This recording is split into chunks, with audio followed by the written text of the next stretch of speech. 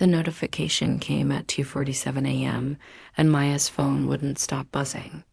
Half asleep, she grabbed it from her nightstand, squinting at the screen through bleary eyes. Her Instagram was exploding hundreds of notifications, her follower count climbing so fast the numbers blurred together, and every single message saying the same thing. Did you see what Sienna Cross posted? Maya's stomach dropped before she even opened the app. Sienna Cross had 23 million followers, a makeup line, a Netflix documentary, and the kind of fame that turned everything she touched into gold. Maya had exactly 472 followers, most of them classmates from school and a few art accounts that occasionally liked her posts. She'd been posting her digital paintings for 2 years, pouring her heart into intricate fantasy landscapes that took weeks to complete, building her skills one careful brushstroke at a time. The image loaded, and Maya's breath caught in her throat. There it was, her painting of the moonlit garden, the one she'd spent 3 months perfecting. The twisted silver trees with their crystalline leaves, the pool of liquid starlight at the center, the way the shadows seemed to breathe and move if you looked long enough. Every detail exactly as she'd created it, except now it had Sienna's watermark in the corner and a caption that read, "New artwork. Been working on my digital painting skills." What do you think? Maya sat up in bed, her hands shaking as she scrolled through the comments. 2 million likes in 3 hours. Thousands of comments praising Sienna's talent, her growth as an artist, her incredible eye for detail. Maya's chest felt tight, like someone had reached in and squeezed her lungs. She'd posted that painting 6 months ago, before she'd even hit 300 followers. It had gotten 47 likes and 3 comments. 1 from her mom and 2 from art friends saying gorgeous work. She screenshot everything with methodical precision, Sienna's post, the timestamp, the caption. Then she pulled up her own original post from May, her hands still trembling as she documented the date, her process videos, her preliminary sketches. The evidence was clear, irrefutable, but Maya had been online long enough to know that evidence didn't always matter when you were nobody going up against somebody. Her phone rang, and she jumped. It was her best friend Jasmine, who never called, always texted. "Tell me you're seeing this," Jasmine said before Maya could even say hello. "Tell me you're going to do something about this." "Maya, she stole your work." "Your actual work? The piece you literally live-streamed yourself creating?" "I know." Maya's voice came out smaller than she intended. She cleared her throat, tried again. "I know, Jess. I'm trying to figure out what to do. If I call her out, her fans will destroy me. You know how this goes. They'll say I'm clout chasing, that I'm lying, that I copied her somehow, even though my post is 6 months older." Jasmine was quiet for a moment, and Maya could hear her breathing on the other end of the line. "So what, you're just going to let her get away with it?" "Maya, you're the most talented artist I know. You've been working toward art school since we were 12. This could have been your break, and she just took it." That was the thing that hurt most, not just the theft itself, but what it represented. Maya had been carefully building her portfolio, dreaming of CalArts or RISD, working a part-time job at a coffee shop to save for application fees, while Sienna Cross probably spent more on a single handbag than Maya's family made in a month. The moonlit garden was supposed to be the centerpiece of her portfolio, the piece that showed she could handle complex lighting and atmospheric depth. Now it would forever be the Sienna Cross painting in the minds of millions. "I need to think," Maya said finally. "I just need to think about this." She hung up before Jasmine could protest and sat in the dark of her bedroom, staring at Sienna's post until her eyes burned. The comments kept rolling in, endless praise for work that wasn't Sienna's, and something cold and hard began to crystallize in Maya's chest. She opened her laptop and started digging. Sienna Cross had started as a beauty influencer 5 years ago. built her empire on makeup tutorials and sponsored posts for overpriced skincare. About a year ago, she'd started posting art content, watercolor paintings, digital illustrations, mixed media pieces. Maya scrolled through them with a critical eye, and the more she looked, the more inconsistencies she noticed. The styles varied wildly, the skill levels jumped erratically, and the technique showed no logical progression from beginner to advanced. Maya spent the next 6 hours combing through Sienna's posts, cross-referencing with reverse image searches and art databases. By the time the sun came up, she had found 4 more stolen pieces, a watercolor landscape from a small Australian artist, a character design from a Japanese illustrator, a still life from a college student in Toronto, and an abstract piece from an artist in Brazil.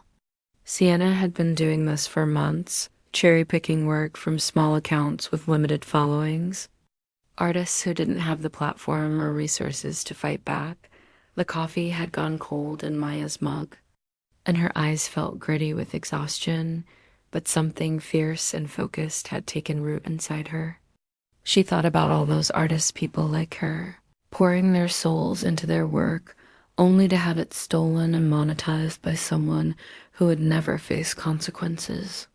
She thought about the art school applications she'd been saving for, the dreams she'd been nurturing, the careful hope she'd been building one post at a time. Maya pulled up a new document and began to outline. If she was going to do this, she needed to be smart. She needed to be methodical. She needed to create something so undeniable, so perfect, that even Sienna's army of fans couldn't dismiss it. She wouldn't just call out the theft, she would expose the entire pattern, demonstrate the fraud so clearly that no amount of PR spin could save Sienna's reputation. But first, she needed to create something new, something better than the moonlit garden, something so technically impressive and stylistically unique that when Sienna inevitably stole it, the theft would be impossible to deny. Maya pulled up her digital painting software and stared at the blank canvas, her mind already racing with possibilities. She would paint something that required skills Sienna clearly didn't have, techniques that couldn't be faked or easily copied. She would document every single step of the process, create a trail of evidence so thorough that even Sienna's legal team couldn't dispute it. And then she would wait, patient as a spider in its web, for Sienna to take the bait. The idea came to her fully formed like a gift, a phoenix rising from flames, but rendered in a hyper-realistic style with fantasy elements that required advanced understanding of anatomy, fire dynamics, light refraction, and atmospheric perspective. She would paint individual feathers with such detail that you could see the flame patterns dancing across each barb. She would make the background a study in controlled chaos, smoke and ash and sparks, all following realistic physics while maintaining compositional harmony. It would be a masterpiece, the best thing she'd ever created. Maya started sketching, her hand moving across her tablet with renewed purpose. She set up her phone to record time-lapse videos of her process. She documented her reference materials, her color palette decisions, her technique experiments. She created a Patreon account and posted work-in-progress updates for the handful of people who might care about seeing her process. Every single step was documented, time-stamped, preserved. The phoenix took shape over the next 3 weeks. Maya painted before school, after work, late into the night when sleep seemed like a waste of precious time. She skipped lunch to work in the art room, ignored her homework, stopped going out with friends. Jasmine brought her coffee and sandwiches, watched her work with a mixture of concern and awe, and didn't ask questions Maya wasn't ready to answer. The phoenix's eyes were the hardest part. They needed to look alive, intelligent, ancient, and new at the same time. Maya must have repainted them 20 times before she got them right. That perfect balance of fire and wisdom, destruction and rebirth. When she finally finished, she sat back and looked at what she'd created. and felt something close to pride bloom in her chest. It was good. It was better than good. It was the best work she'd ever done. She posted it on a Thursday afternoon, 3 weeks and 2 days after Sienna had stolen her moonlit garden. The caption was simple: Phoenix Rising.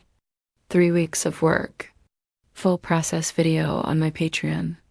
Original concept, original execution. This is what art looks like when you actually create it yourself. She added hashtags carefully, nothing too aggressive, nothing that would seem like she was seeking attention. Then she waited. 2 days. 3 days. A week. The Phoenix got more engagement than her usual posts, almost 200 likes. A few comments from art accounts she admired, one share from a mid-level art blog. Maya kept documenting everything, kept creating backup files and screenshots, kept building her evidence folder. On day 9, at 11:32 p.m., Sienna Cross posted the Phoenix. The caption read, "My most ambitious piece yet. Really pushed myself with this one. So proud of how it turned out. Hashtag digital art, hashtag Phoenix, art, hashtag artist on Instagram." Maya saw the notification and smiled. She'd been expecting this, planning for this, but seeing it actually happen sent a savage satisfaction coursing through her veins. She took her screenshots, documented everything with the same methodical precision she'd used before. And then she got to work on the final piece of her revenge. The video essay took her another 2 weeks to create.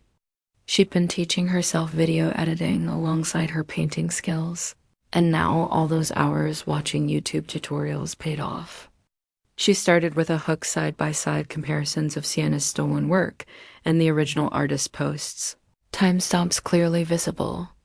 Then she walked through each piece of stolen art, showing the progression of Sienna's artistic journey and how it made no logical sense, how the techniques varied too wildly, how the style inconsistencies revealed someone who was curating rather than creating. She interviewed the other artists Sienna had stolen from, faces blurred and voices disguised for those who didn't want to be identified. They told their stories, the hours of work stolen, the dreams deferred, the helpless anger of being robbed by someone too powerful to challenge. Maya wove their testimonies together with technical analysis, showing how the stolen pieces differed from Sienna's few original attempts at art, which were clearly at a beginner level. Then she revealed the Phoenix trap. She showed her entire process, the initial sketches, the reference gathering, the time-lapse videos of her painting every single feather and flame. She showed her Patreon posts, time-stamped and dated, her process videos uploaded and viewable. And then she showed Sienna's post, uploaded 9 days later with no process videos, no preliminary sketches, no evidence of creation at all. The final section of the video was her masterpiece. She opened both files in Photoshop, her original Phoenix and Sienna's stolen version, and overlaid them. They matched perfectly. Every single pixel, every minute detail, every color variation aligned exactly. It was the same file. Sienna hadn't even bothered to repaint it or change anything. She'd just downloaded Maya's work and re-uploaded it as her own. Maya spent hours on the ending, making sure her tone stayed measured and factual rather than angry or vindictive. She spoke directly to the camera, her voice steady. Art theft doesn't just hurt the artists who are stolen from. It hurts everyone who follows these influencers believing they're seeing authentic creative work. It hurts aspiring artists who compare themselves to artists like Sienna and wonder why they can't progress as quickly.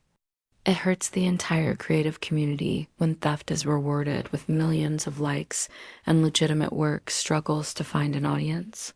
She posted the video on a Monday morning before school, uploaded it to YouTube, TikTok, and Instagram simultaneously. The title was simple and devastating: Sienna Cross stole my art, and I can prove it. Then she texted Jasmine, turned off her phone, and went to class. By lunch, her phone had blown up so completely that it kept freezing. The video had been viewed over 1 million times. It was being shared by major art accounts, picked up by drama channels, reposted and discussed across every platform. The comment section was a war zone, Sienna's fans trying to defend her, but the evidence was too clear, too meticulously documented to dismiss. Other artists started coming forward with their own stories of theft. Big accounts started weighing in, condemning art theft and calling for accountability. News outlets picked up the story. Teen artist exposes major. Influencer's art theft scheme ran the headline on one digital magazine. Maya's Instagram gained 50,000 followers in a day, then 100,000, then more. Sienna tried to respond with a Notes app apology screenshot, but it was too late. Sponsors started dropping her. Her comment sections flooded with people demanding refunds on her makeup line, pointing out that if she'd stolen art, what else had she misrepresented? Major brands removed her from their campaigns. Her documentary trailer was quietly deleted from Netflix's social media. Maya watched it all unfold with a strange sense of detachment. She did interviews with art magazines, spoke at a panel about protecting young artists online, used her new platform to highlight other small artists who deserved attention. She took the money from her suddenly successful Patreon and put it toward her art school applications. Finally able to afford to apply to all her dream schools, 3 months later, CalArts accepted her with a scholarship. The admissions letter specifically mentioned her Phoenix piece and the bravery of her advocacy for artists' rights. Maya hung the letter on her wall next to a printed copy of her Moonlit Garden, the piece that had started everything, the theft that had ignited her transformation. From unknown artist to someone who'd taken down one of the biggest influencers in the industry, Sienna Cross's last post was a farewell message announcing she was stepping back from social media to work on personal growth. Her follower count had dropped from 23 million to 8 million, and the comments were still brutal. Maya didn't comment, didn't gloat, didn't engage at all. She'd said everything she needed to say in her video, and the evidence had spoken louder than any petty revenge could. But sometimes, late at night when she was working on a new piece, Maya would pull up that video essay and watch it through. She'd see the moment where she overlaid the Phoenix files and they matched perfectly, that undeniable proof that had crumbled Sienna's empire. She'd remember the cold, hard feeling that had crystallized in her chest that first night, and how she transformed it into something sharper, something purposeful, something devastating. The Phoenix had risen from the ashes of her stolen garden, and in doing so, it had burned down everything Sienna Cross had built on a foundation of lies. Maya had taken her time, built her case, and struck with surgical precision when the moment was right. She turned her pain into power, her anger into art, and her theft into triumph. And every time she looked at her acceptance letter or her rapidly growing portfolio of new work, she smiled with the satisfaction of someone who'd won not by descending to her enemy's level, but by rising so far above it that the fall, when it came, had been absolute.